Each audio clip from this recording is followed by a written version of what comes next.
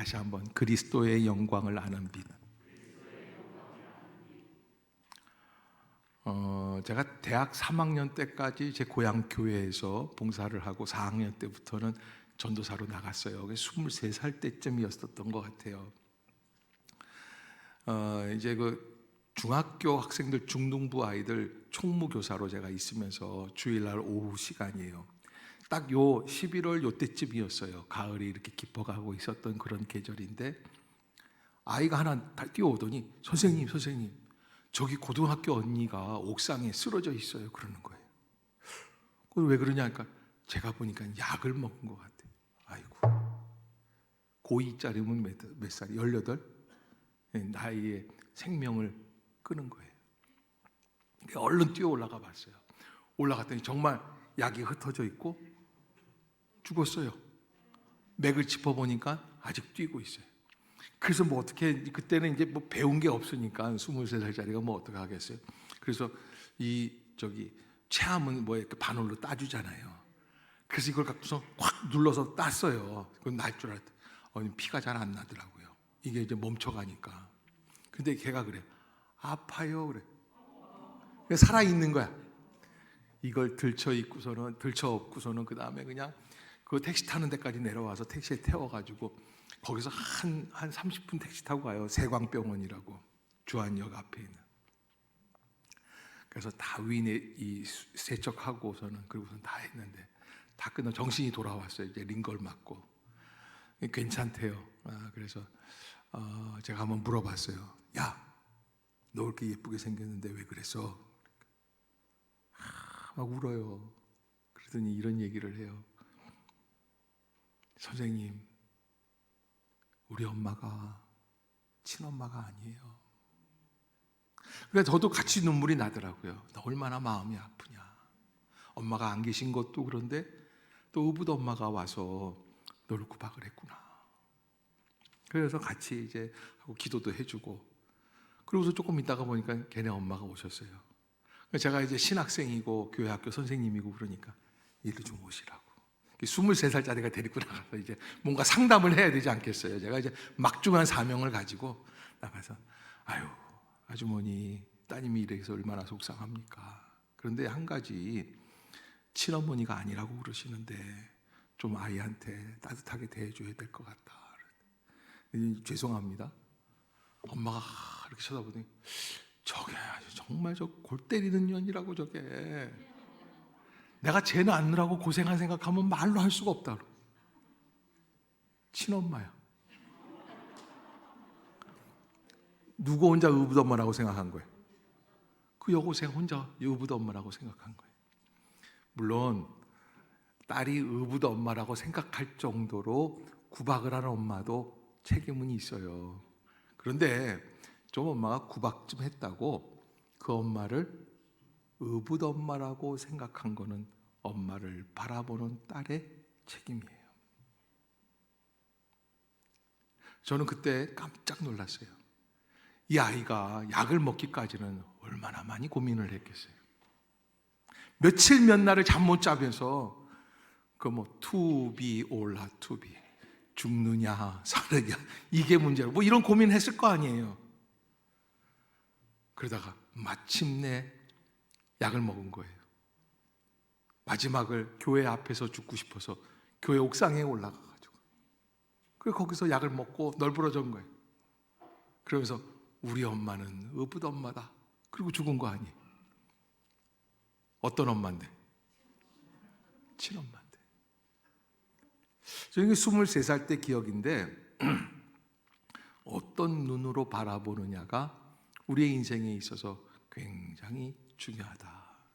지난 주간에 저는 잠깐 하루 동안 제주도에 가서 제주도 농장하시는 장로님과 또 옆에서 함께 기거하시는 목사님과 좀 위로하고 상담할 일들이 있어서 갔다 왔습니다. 그런데 카페에 들려서 차를 사주셔서 차를 마시는데 화장실을 잠깐 들렸는데 거기 그런 글이 써 있는 거예요. 마음이 탐욕스러운 자는 결코 부요해질 수가 없다. 진실로 가난하다 그래요. 따라해 봅시다. 마음이 탐욕스러운 자는 진실로 가난하다. 정말 가난한 거예요. 돈이 아무리 있어도. 그래서 여러분, 부유해지려면 어디에 문제가 있어야 됩니까? 마음의 문제가 해결돼야 돼요. 마음이 탐욕이 있으면, 그래서 세계적인 부자가 있었잖아요. 락펠러라고 하는 사람이. 그 사람이 돈을 어마어마하게 억만장자가 아닙니까? 세계에서 제1등 부자예요. 그런데 기자들이 묻는 거예요. 락펠러 씨, 언제까지 이렇게 돈을 많이 벌 겁니까? 그러니까 이 사람이 지나가면서 이렇게 하는 얘기가 조금만 더요. 조금만 더요. 왜? 안 채워지는 거예요, 마음에. 조금만 더 벌면 더 벌고 싶은 거예요. 좀 더 많이 좀 있으면 좋겠다. 갈증이 있는 거예요. 바닷물을 마시면 그런 갈증이 온답니다. 먹을 때는 좀 시원한데 마시고 나면 염분이 들어가서 또다시 갈증을 바라는 거예요. 또 마시고 또 염분이 축적이 돼가지고 또 마시게 되고 그러다 보면 이 몸에 소금이 많아지면서 사람이 죽어가는 거죠. 행복이라고 하는 것은 넓은 평수에 한 40평대 50평대 들어가면 얼마나 좋을까? 그런데 요 10단지에 사는 55평에 사는 10단지 주민들한테 한번 물어보세요. 행복해요? 개뿔. 다 그럴 거예요. 쉽지 않아요. 행복이라고 하는 것은 그 아파트에 들어가기 전까지 들어갈 날을 기다릴 때 행복해요. 그런데 들어가는 순간 50평대인데 50평이면 충분하잖아요. 60평이 보인답니다. 사람 참 어려운 노릇이죠.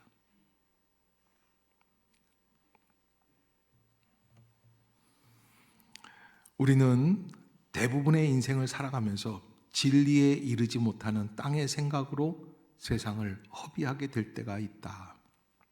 어떤 사람이 하도 세상 사는 게 힘들고 시끄럽고 번잡하니까 다 버리고 시골로 가서 조용한 산속에 예쁜 집을 짓고 살아가게 됐더래요. 정말 조용한 거예요. 밤이면 새소리 조금 들리고 아무 소리도 안 들리고 간혹 바람 소리가 들리고 이제 살 것 같다. 어느 날 밤이에요. 시끄러워서 못 살겠더래요. 아파트에 살 때도 안 그랬는데 잠이 깼어요. 나와보니까 무슨 소리인 줄 아세요? 옆에서 시냇물 흘러가는 소리. 여러분, 정말 우리를 잠 못 들게 하는 거는 시냇물 소리도 아니고 찻소리도 아니고 도시 소음도 아니고 마음의 평안을 이루지 못한 소리예요. 이 마음이 온전하지 못하면 그러면 아무리 환경이 바뀌어도 진정한 평안을 누릴 수가 없다라는 거예요. 청년 시절에 한참 산기도에 맛이 들어서 기도하러 이산저산 다니던 때가 있었어요. 깊은 밤에 산속에서 기도하다 보면 산에서 기도할 때 눈을 뜨고 기도하는 게 좋아요. 왜 그런 줄 아세요? 눈을 감으면요 하얀 소복 입은 여자가 여기 서 있는 것 같아요. 밤에 꼭 오시는 분이 계세요. 그래서 눈을 감고 기도하다 주여 그러다 싹 보면 없어요. 분명히 눈 감으면 있었던 것 같은데 싹 보면 없어. 그래서 아예 제가 이렇게 체득한 건데 산에서 기도할 땐 자연스럽게 뜨고 기도하자. 그런데 뜬다고 또 다 없어지는 게 아니에요. 저 앞에 곰 한 마리가 있어요. 꼭 보이는 게 곰이 하나 있어요. 그런데요 가만히 기다리다가 날이 밝아오잖아요. 곰이 아니에요. 바위 덩어리예요. 우리의 인생에는 제대로 사물을 볼 수 있는 뭐가 필요해요? 빛이 필요해요. 사실은 우리의 인생도 마찬가지예요. 하나님께서 천지를 창조하시면서 태초에 하나님이 천지를 창조하실 때 땅이 혼돈하고 공허하며 흑암이 깊음 위에 있고 창세기 1장 1절에 하나님의 영은 수면 위에 운행하시느니라. 하나님이 뭐라고 말씀을 하시냐면 첫날 말씀하신 거예요. 천지를 창조하시면서 하나님이 이르시되 빛이 있으라. 따라해 봅시다. 빛이 있으라. 다시 한번 빛이 있으라. 한 번 더 빛이 있으라. 하나님이 그 혼돈 속에서, 어두움 속에서, 공허하고 다 흑암이 깊은 속에서 하나님이 말하고 말씀하신 게 뭐라고 그러냐면 빛이 있으라 라는 말씀이에요. 빛이라, 밝아지라는 거예요. 근데 여러분, 우리의 인생도 마찬가지예요. 우리의 마음이 어두움 가운데 거하게 되면, 그래서 빛이 없으면 어떤 일들이 벌어지는 줄 아세요? 방황해요. 혼돈스러워요. 그냥 밤새 끌탕을 하는 거예요. 그냥 시어머니 옆에서 그냥 했던 올케가 그냥 저걸 죽여 살려, 시누이를 그냥 죽여 살려, 또 뭐 때리는 시애미보다 말리는 시누이가 더 밉다고 그러잖아요. 저걸 둘 다 죽여 살려. 그러다가 또 내가 예수 믿는 사람인데 이러면 안 되지. 한 시간 자다가 또 아니야, 그래도 너무 미워. 여러분, 이럴 때 우리 마음속에 그런 갈등이 있을 때 우리가 해야 할 일이 있어요. 창세기 1장 3절을 붙잡고 하나님 말씀하신 것처럼 혼돈과 어두움 속에서 빛이 있으라. 아멘. 뭐가 있어라? 빛이 있어라.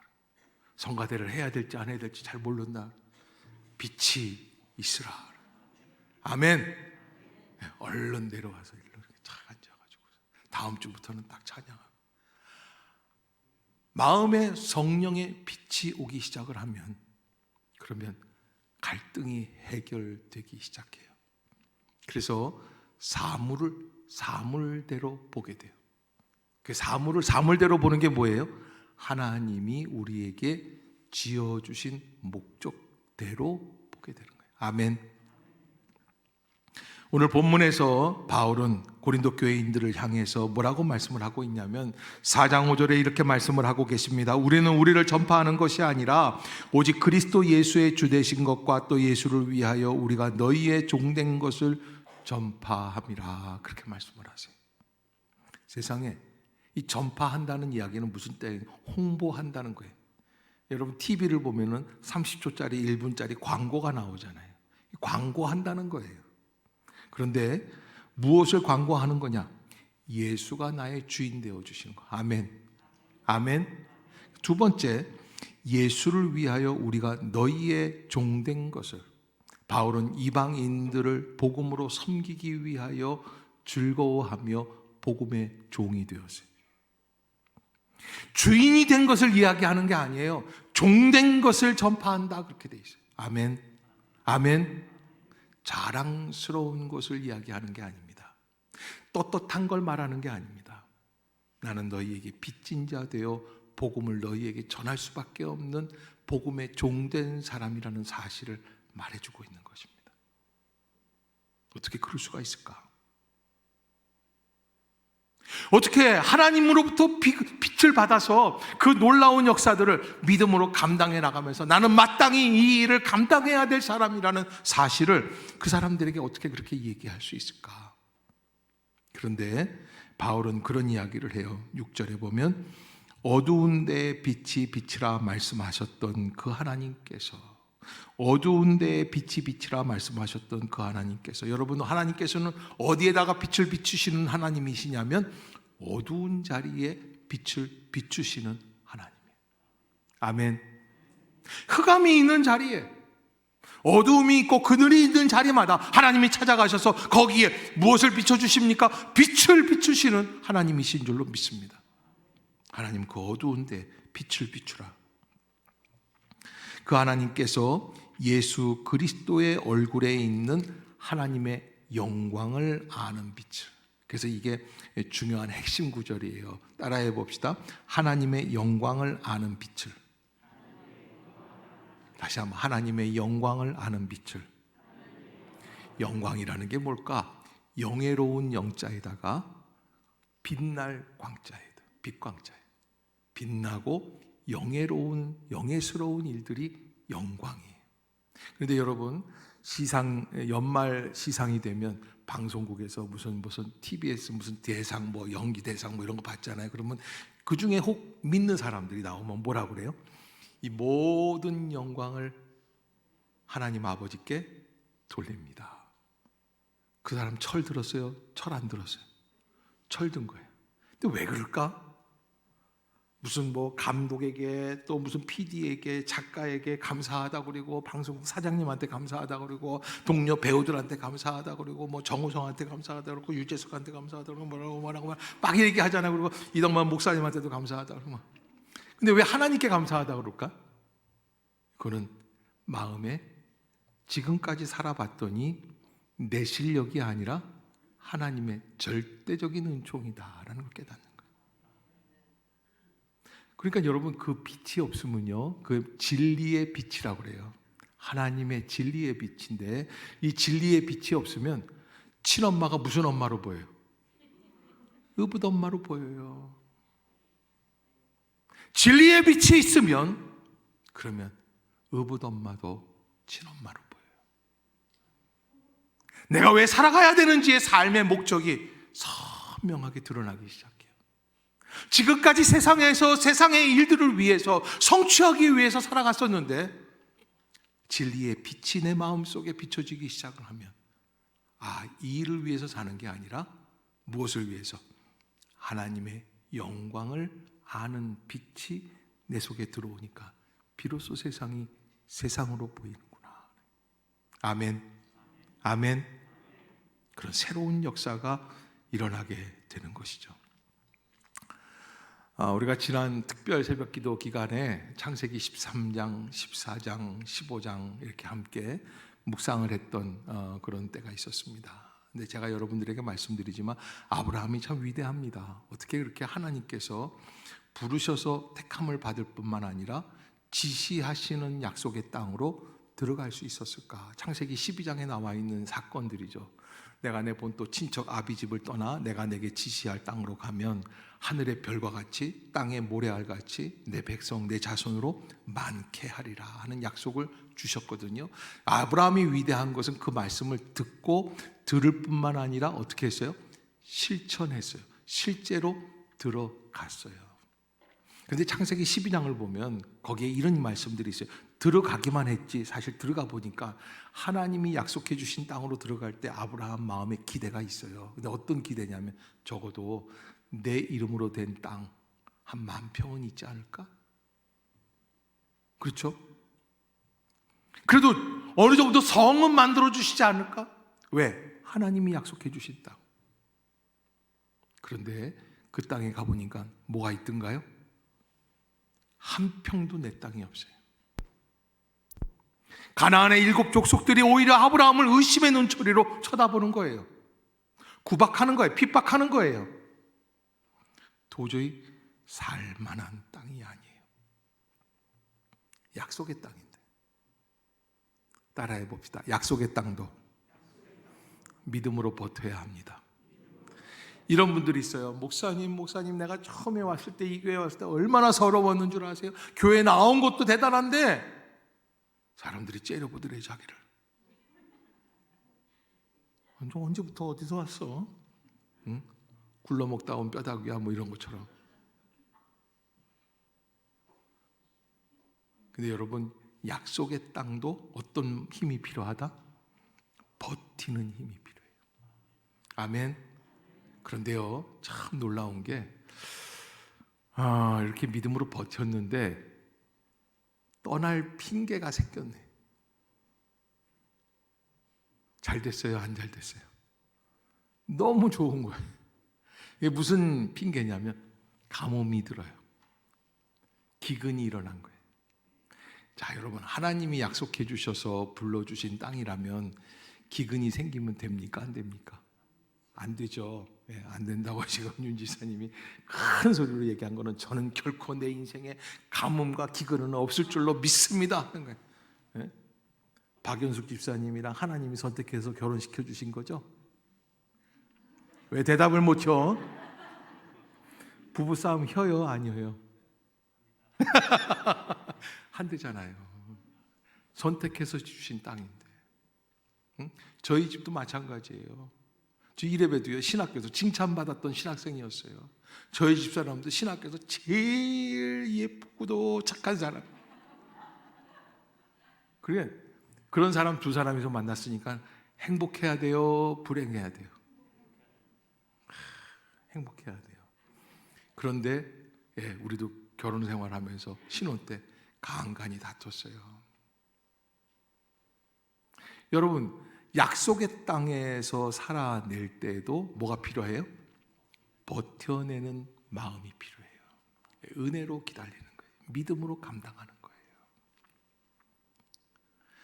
내려보니까 저 아래쪽에 애굽이라고 하는 땅이 있는데 너무 기름진 거예요. 그러니까 아브라함 일행이 우리는 저 남쪽 애굽 땅으로 좀 더 내려가자. 아마 하나님이 좌표를 찍어 주실 때 조금 실수로 찍어 주신 것 같다. 그런데요, 애굽으로 내려갑니다. 나일강에서 나오는 물들이 그냥, 이 애굽은 1년에 산모작을 하는 나라입니다. 3번 농사를 짓는 거예요. 남의 일이라고 별로 좋아하지도 않으시는, 얼마나 풍요로운지 몰라요. 그리고 때를 맞춰서 좀 땅에 영양분이 떨어질 때는 나일강이 범람합니다. 나일강에 있던 영양분들이 다 땅으로 올라와요. 그 옆에서 농사를 짓는 이 땅들은 얼마나 기름진지 몰라요. 저 푸른 초원 위에 그림 같은 집을 짓고 사랑하는 우리님과 한 100년 살고 싶어. 아브라함이 애굽에 내려갈 때 마음이에요. 약속의 땅을 벗어날 수 있는 정당한 이유를 찾았어요. 마침 기근이 일어나는 거예요. 마침 흉년이 오는 거예요. 더 이상 이 가나안 땅, 하나님이 약속해 주셨다고 하는 이 땅에서는 양을 먹일 수 있는 풀이 없어요. 그러니 자연스럽게 내려가는 것도 죄가 아니에요. 떠나갔습니다. 약속의 땅을 벗어나니까 잘 살 줄 알았죠? 천만에. 모든 게 풍요로운데 딱 한 가지, 아내 사례를 바로 왕에게 빼앗겨요. 약속의 땅을 벗어나서 제일 먼저 당하는 아픔, 아내를 왕에게 빼앗기는 거예요. 상상도 못했던 일이에요. 약속의 땅을 벗어나면 부작용들이 일어나요. 좋을 것 같고 풍요로울 것 같고 잘 먹을 것 같고 잘 살 것 같은데 어려움이 있어요. 늘 걸리는 문제가 생겨요. 잘 먹어도 잘 입어도 배부르지 못해요. 만족하지 않아요. 아브라함은 그곳에서 내가 잘못 왔구나. 약속의 땅이란 가뭄이 들어도 기근이 들어도 어떻게 해야지 된다? 버텨야 될 땅이구나 알아요. 그래서 바로 왕이 아내를 빼앗았다가 그 다음에 도로 물려줄 때, 그때 이 아브라함은 그곳에서 빠져나오면서 다른 곳으로 가지 않습니다. 본래 고향인 하란 땅으로 가지 않습니다. 어디로 갑니까? 그 척박한 땅 가나안으로 다시 올라갑니다. 왜? 약속의 소중함을 아는 거예요. 지금은 뭐가 없어요. 그 땅에서 나를 반겨주는 사람이 아무도 없어요. 그런데 그 마음속에 하나님이 약속해 주신 땅이고 거기에 머무르라고 하신 땅이니까 나는 그 자리를 지켜나가겠습니다. 나그네로서 살아가는 거예요.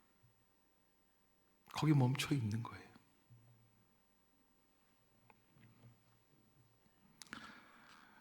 아브라함이 느꼈던 것들이 있습니다. 애굽 생활에서 어떤 걸 느꼈는가? 첫 번째, 나의 가장 소중한 것, 나의 가장 문제되는 아내 사라를 빼앗기는 거예요.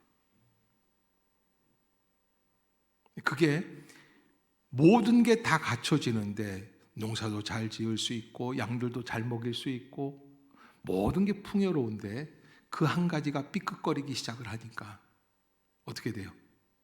천국이 아니에요. 저 푸른 초원 위에 그림 같은 집이 아니에요. 또 두 번째, 그 아픈 뼈 아픈 사건을 통해서 하나님은 아브라함을 한순간에 국가적인 부요한 사람으로 만들어주세요. 거대한 부자가 됐어요. 억만장자가 됐어요. 바로 왕이 괜히 막 사과를 하기 시작하는 거예요. 하나님이 그를 찔르셨거든요. 하나님이 그에게 말씀을 주셨어요. 그의 깨달음을 주셨어요. 아, 저 사람은 내 사람이 될 사람이 아닌데 내가 잘못 건드렸구나. 바로 왕이 자기 자존심을 세우기 위해서 안 줘도 되는 돈들을 주기 시작을 해요. 금은 보화를 줘요. 그리고 조건이 있어요. 너는 이 땅을 떠나가라. 그래서 떠나가요. 그런데 아까도 말한 것처럼 떠날 때 고향 땅 하란으로 안 가고 어디로 간다? 가나안 땅, 약속의 땅으로 간다. 왜? 약속의 백성들은 약속의 땅에 머물러야 하기 때문에. 아멘. 아멘. 연말만 되면 교회마다 이런 게 있어요. 그래서 목사님들은 연말 귀신이라고 그래요. 목사님, 저 내년부터는 죽어도 교사 못해요. 왜 안 웃어요? 본인들 얘기인데. 목사님, 저는 구역장 내년부터 빼주셔야 돼요. 어떤 분들은 이런 분들이 협박을 해요. 안 빼면 안 나와요. 그래서 내가 오랜 경험 속에 보니까 안 빼도 나오더라고요. 여러분, 우리가 인생을 살면서 우리는 약속의 백성이고 약속의 땅을 향하여 나아가는 사람들이다. 아멘. 그 약속을 이루기 위해 가는 사람들이에요. 아브라함이 그 사실을 느끼고 하란 땅에서 1500km를 이주하여서 아브라함이 정착했던 그 땅, 너무 힘들고 어렵지만, 그러나 창세기 13장에서 조카 롯이 자기를 떠날 때도 네가 좌하면 내가 우하고 네가 우하면 내가 좌하리라, 이런 기특한 말을 할 수 있었던 것도 어디에서의 체험 때문에 그래요? 애굽에서의 체험 때문에. 무엇 때문에? 어떤 자리에서든지 하나님의 약속의 자리로 나를 이끌어 가시는 하나님을 체험했기 때문에 그래요. 아브라함의 눈을 열고 어둠 속에서 갈등을 일으키던 그에게 온전한 것을 보게 해준 것이 무엇입니까? 고난의 체험이에요. 애굽에서의 고난이에요. 그 고난을 통해서 뼈저리게 느꼈어요. 다시는 결코 약속의 땅을 떠나지 아니하리라. never, 결코 떠나지 아니하리라. 저는요, 목회를 하면서 한 30여 년 이렇게 지내보면서 알고 있는 게, 고난 속에서 눈이 떠져요. 여러분 표정이 좀 씁쓸해요. 목사님, 우리 보고 고난을 겪으라는 얘기구나. 아니에요. 여러분, 제가 왜 고난 속에서 눈이 떠지는지 말씀을 드릴게요. 왜 고난 속에서 눈이 떠지는 줄 아세요? 하나님은 자기 백성이 고난받는 그 자리에 함께 하시기 때문에 그래요. 하나님이 함께 하시니까, 더 가까이 하시니까, 더 친근하게 붙잡아 주시니 눈이 열리는 거예요. 고난을 고난스럽게 겪는 것이 문제가 아닙니다. 그 고난스러운 고난 속에서 나는 어떤 것을 체험해서 인식하게 되느냐가 중요한 거예요. 여러분, 지금 인생을 살아가면서 요즘이 어려우신 분들이 있습니까? 직장의 문제, 가정의 문제, 사업의 문제, 형제의 문제, 부모와의 문제, 자녀와의 갈등의 문제, 미래의 문제들. 그러나 고난스러워 잠 못 이룰 때마다 이 고난 속에는 누가 함께 계십니까? 나의 하나님, 나의 아버지. 아멘. 그분이 나와 함께 하신다는 것을 잊지 마세요. 그래서 우리가 고난 속에서 눈이 열리며 하나님의 음성을 듣게 되고, 그래서 하나님의 영광을 아는 진리의 빛이 나의 마음을 온전히 열리게 하시는 사건들이, 아플 때, 힘이 들 때, 막다른 골목에 이르렀을 때, 그때 비로소 열리게 되죠. 무슨 고백을 해야 돼요? 여기가 하나님이 약속해 주신 땅입니다. 나는 결코 떠나지 않겠습니다. 그 믿음의 결단이에요.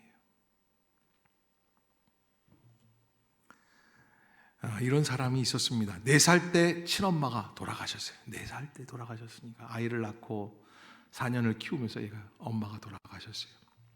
아빠가 재혼을 하고, 재혼을 한 것으로 끝나는 게 아니라 새엄마가 들어오니까 첫째 아들을 구박을 하고 학대를 하는 거예요.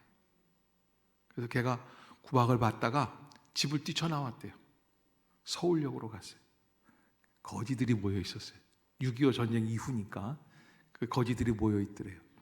거기서 같이 기거하고 살다가 어느 날 고아원에서 와서 선생님들이 너는 아직 어리니까 고아원으로 가자.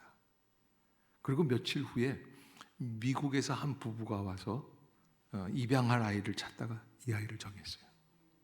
미국으로 갔어요. 그래서 마음씨 좋은 미국 부모님을 양부모님으로 얻게 돼요. 그래서 거기서 잘 지내는데 대학을 나오고 공부에 못 사는 거에 한이 맺히니까 박사학위까지 받게 되었다고 합니다. 한 가지 이 사람이 한국 땅을 미워하는 거예요. 한국 사람들을 싫어해요. 한국 기피주의자가 됐어요. 그래서 한국 사람들을 보면 도망 다녔다고 그래요. 왜? 그 땅에 나를 구박했던, 학대했던 친아버지가 살아요. 나를 학대받게 했던 새엄마가 있어요. 1974년도 박사학위를 다 마치고 한국을 다시 찾게 되는데 오자마자 서울역에 갔대요. 옛날에 구걸하던. 그러니까는 74년이니까 한 50년 전쯤이죠. 이게 뭐 한 10년 전쯤 사건이니까 한 40년 전에 구걸하던 그 자리.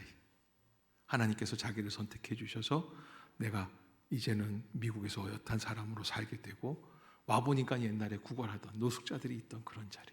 거기를 찾아요. 또 배 타고 미국으로 갈 때 탔던 인천 부둣가에 가봤대요. 예, 그때 이 인천 부둣가에서 배가 떠나면서 이 한국 땅에다 침을 뱉었대요.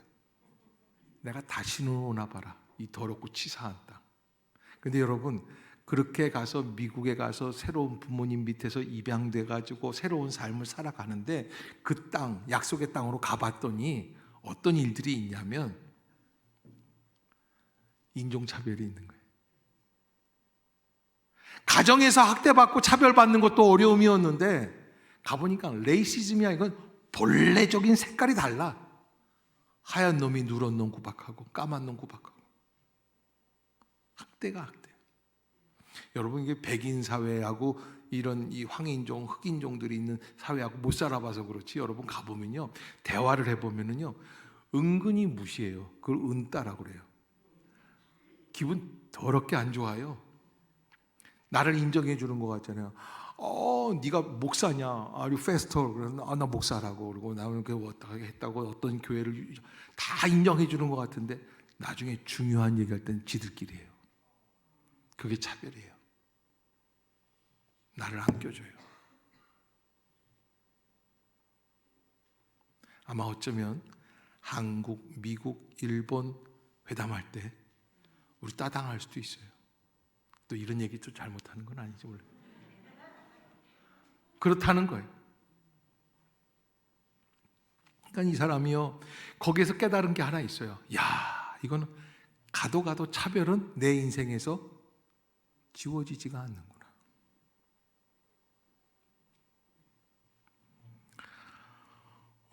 가정에서 받던 차별의 학대를 벗어나기 위해 미국 땅으로 갔지만 차별이라는 것은 결국 인간이 만든 것임을 깨닫게 되었고 그래서 전에는 학대와 차별을 넘을 수 없는 장벽이라고 이게 무슨 얘기냐면 용서 못할 죄다 이렇게 생각해요. 아버지를 새엄마를 미워한 거예요.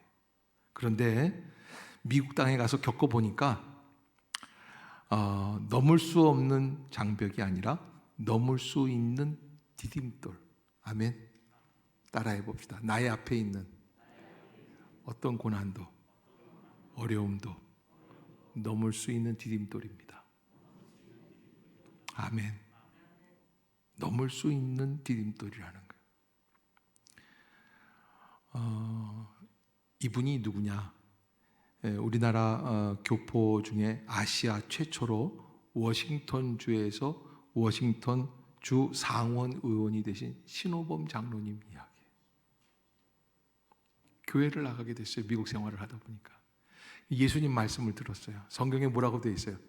이웃을 내 몸과 같이 사랑하라는 거예요. 그래서 이웃을 열심히 사랑했는데 더한 말씀이 있더래요. 원수를 사랑하래. 자기를 학대했던 아버지를, 자기를 천대하고 쫓았던 새엄마를 어떻게 하지 돼? 그래서 한국 땅에 돌아와 가지고선 그 아버지를 찾았어요.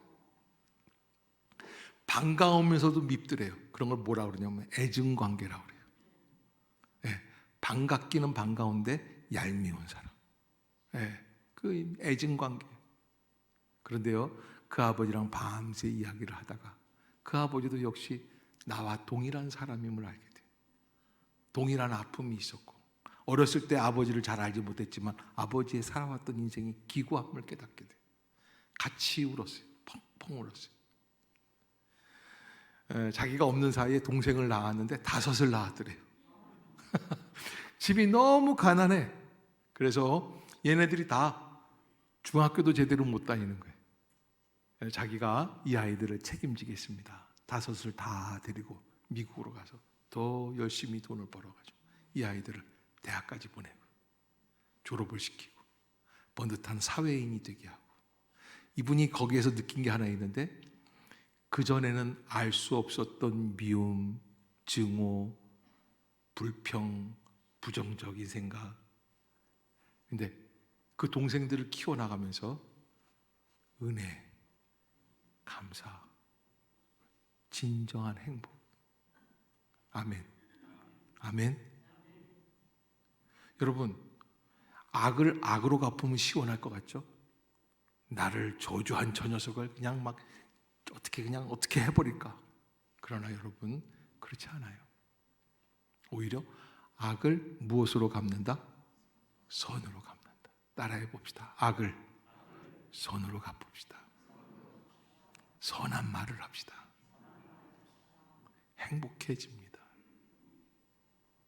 옆에 사람 쳐다보고, 행복해지길 원하세요? 악을 선으로 갚으세요. 괜히 친엄마를 새엄마라고 오해해서 이를 부득부득 깔면서 약 먹고 그러지 말고, 어떤 분은 그런 분들이, 목사님 나만 미워요. 제가 그렇게 할 일 없는 사람은 아니에요. 저도 나름대로 바빠요. 제가 뭐 특별히 누구만을 미워하기 위해서 사는 그런 목회자가 아니에요. 그런 분들 가끔, 또 우리 집사람도 가끔, 나 사랑해? 사랑하니까 살죠. 저는요, 한 가지 그게 병이 있어요. 사랑 못하면 한 10분도 같이 못 있어요. 그래서 사랑해요. 얼마나 사랑하는지 몰라요. 저쪽에 얘기를 하면 열렬히 사랑합니다. 이런 게 응답이라고 그러는 거예요. 여러분, 우리는 인생을 살아가면서 자꾸 잘못 바라봅니다. 어두움 속에서 바라보면 다 어두움 속에서 죄된 역사로 다가옵니다. 그래서 악한 일들을 벌이게 되고, 하나님의 곁을 떠나게 되고, 약속의 땅을 벗어나게 되고, 죄된 자리에 들어가게 됩니다.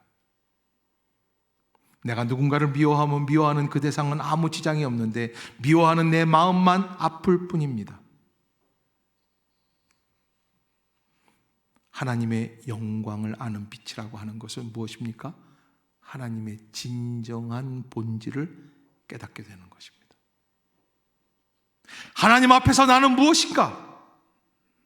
여러분, 인간은요, 윤형 본능이라는 게 있대요. 윤형 본능이라는 게 뭐냐면, 사람은요, 한 사람이 알프스 산에서요, 길을 잃었어요. 실종이 됐어요. 이 사람이요, 13일 동안 버텼어요. 대단한 겁니다. 얼음뿐인 그 산에서. 그런데요, 어떻게 버텼냐 그러니까는 안 죽기 위해서 걸었대요. 그러니까 13일 동안 계속 조금씩 졸면서 그렇게 걸은 거예요. 왜? 졸면 얼어 죽으니까. 그래서 또 걷고 나중에 이 사람이 움직인 거리들을 한번 조사를 해봤대요. 구조대들이 한번 봤더니 한 6km 정도 되는 길을 계속 돈 거예요. 이 사람은 돌면서 돌았겠어요? 아니에요. 나는 살 길을 찾아야지 되겠다 그랬는데 결국에는 어떻게 된 거예요? 뱅글뱅글. 그러니까 여러분, 우리가 나는 내년에는 승리해야지, 새로운 길로 나가야지, 그리고 쫙 가면은 지금 어떻게 하는 거예요? 또 작년이랑 똑같은 거예요. 돌고 도는 거예요. 반복하는 거예요. 인간은 20m나 100m 반경 안에서 똑바로 건다고 하는데도 눈을 감고 걸어보라 그러면 20m 정도 이렇게 반경 안에서, 아니면 크게 도는 사람 100m 정도 반경 안에서 어떻게 한다? 그냥 돌고 있는 거예요. 그래서 뭐가 필요해요? 빛이 필요해요. 따라해 봅시다. 하나님의 진리를 아는 빛, 하나님의 영광을 아는 빛, 그 진리의 빛이 필요해요. 빛이 비춰질 때 우리는 비로소 새로운 존재로 나아갈 수 있어요. 주님께서는 이사야서 60장에 이런 말씀을 하십니다. 일어나라, 빛을 발하라. 빼앗기고 포기하고 절망하고 좌절하고 나는 아무것도 되는 게 없고 하나님으로부터 버림받았다고 생각하지만, 그러나 하나님은 그 버림받았다고 생각했던 그 이스라엘을 향해서 놀라운 메시지를 주시는데, 일어나. 여러분, 빛을 발하기 위해서는 어떻게 해야 돼요? 일어나야 돼요. 누워있지 마세요. 쓰러있지 마세요. 졸지 마세요. 옆에 사람 쳐다보고 빨리 일어나. 아멘. 일어나야지. 일어나면 살 수 있습니다. 그리고 뭐라고 말씀을 하시냐면 빛을 발하라 그래요. 아멘. 아멘. 따라해 봅시다. 주여, 빛을 비추는 사람이 되게 하옵소서. 아멘. 여러분, 그렇게 살아갑시다.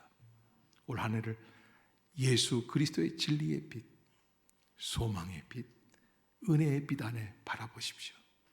그리고 믿음으로 미래를 바라보십시오. 여러분, 믿음으로 내딛으십시오. 좌절하고 절망된 생각 속에 갇혀 있지 마십시오. 나는 이제 다 끝났어, 나는 포기해, 나는 더 이상 갈 곳이 없어. 아니에요. 하나님이 버리시지 아니하시면 다시 일어나게 될 줄로 믿습니다. 하나님이 우리에게 말씀해 주시는 것, 일어나 빛을 발하라. 걱정하지 마시고 다시 일어나서 소망의 빛을 비추는, 사랑의 빛을 비추는, 생명의 빛을 비추는 아멘 할 때까지, 아멘. 그러한 은혜의 백성들이 되시기를 주의 이름으로 축복합니다. 기도하겠습니다. 사랑의 하나님, 은혜를 감사합니다. 40일 남은 2022년도 끝자락을 붙잡고 기도합니다. 주여, 우리에게 어두운데 빛이 비치라 말씀하셨던 그 하나님의 영광을 아는 빛을 허락해 주시옵소서.